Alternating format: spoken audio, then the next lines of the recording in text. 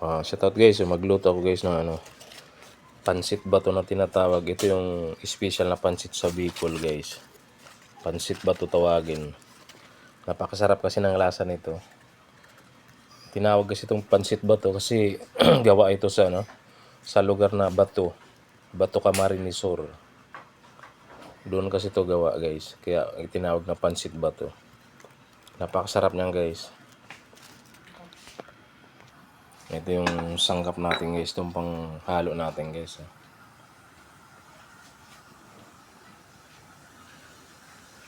At ito din yung gulay guys. Na panglagay natin guys. Pitsay lang guys. Napakasarap niyan guys.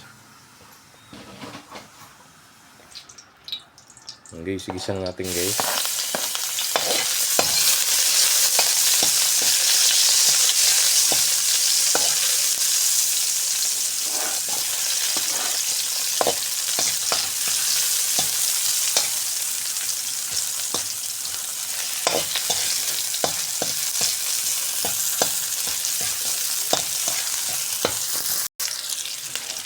Lagyan natin pansahog.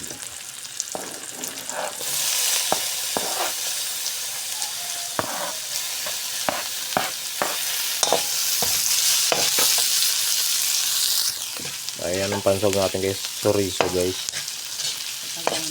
Chorizo, Bologna. Bologna tawag dito. Bologna ang tawag dito sa Bulacan.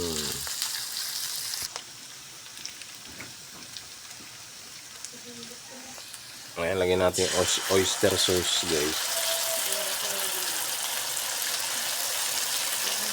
Oyster sauce.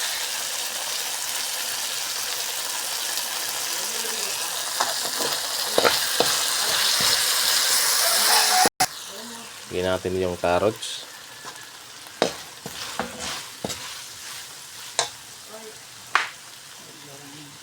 Lagyan natin pamintang dinurog.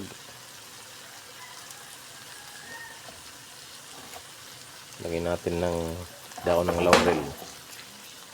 Konti lang.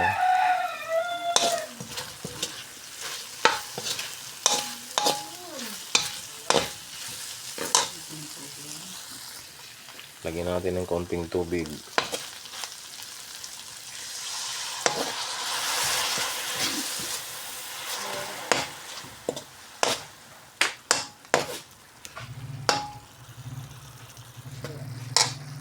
Lagyan natin guys ng tubig para i-diretso natin lagi yung sasabihin natin yung pansit bato.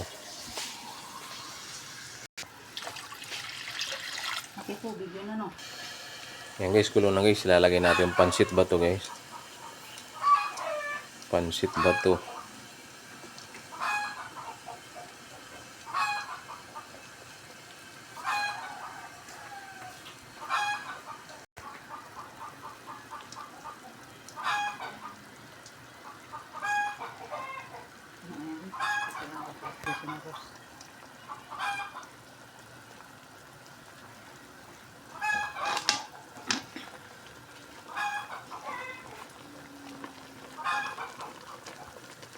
Ito yung pansit na special sa Bicol mga idol. Pansit bato tawagin. Napakasarap kasi ng lasa nito. Kahit simpleng sahog lang, may konting gulay lang. Okay na. Ang sarap ng lasa.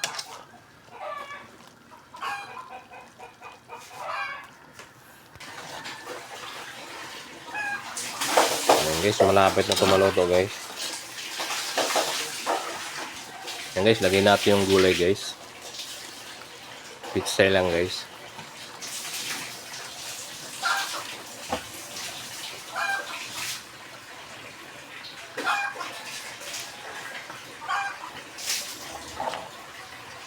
Haluin na natin.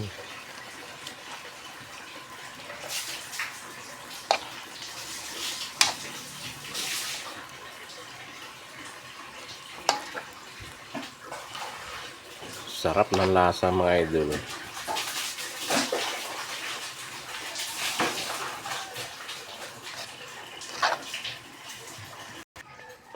Lagyan natin kasi ng konting kinchay, celery, kinchay. Ayan. At haluin natin ulit.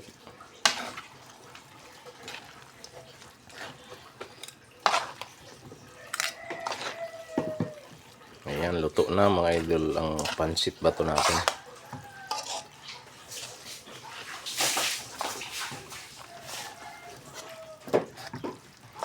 Ayan, luto na guys. Ready to serve na. Pansit bato. Special pansit ng Bicol.